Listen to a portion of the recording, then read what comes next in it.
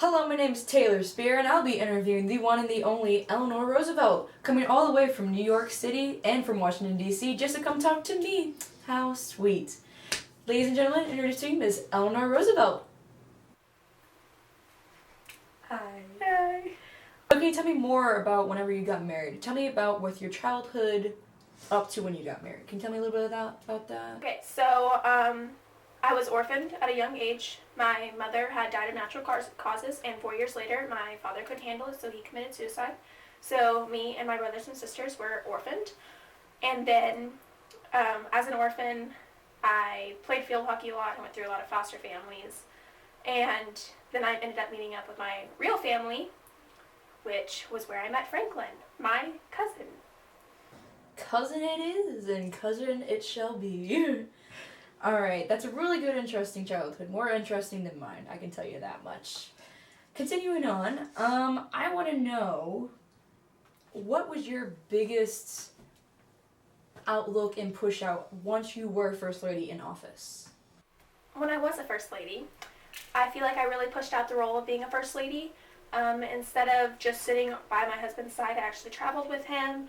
I spoke to the Congress about civil rights for African Americans and for women's activist rights.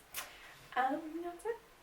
That's it? Alright. I think it sounds pretty good to me. You gotta fight for the color and fight for the gender. I think you could do that pretty well. Alright, moving on. Let's ask another one.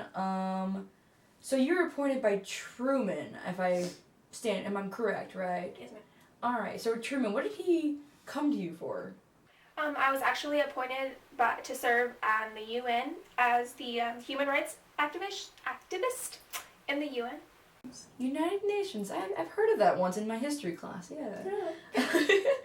Alright, let me guess another one. Let's see. So, mostly me, but also everyone else here wants to know, what are you most famous for?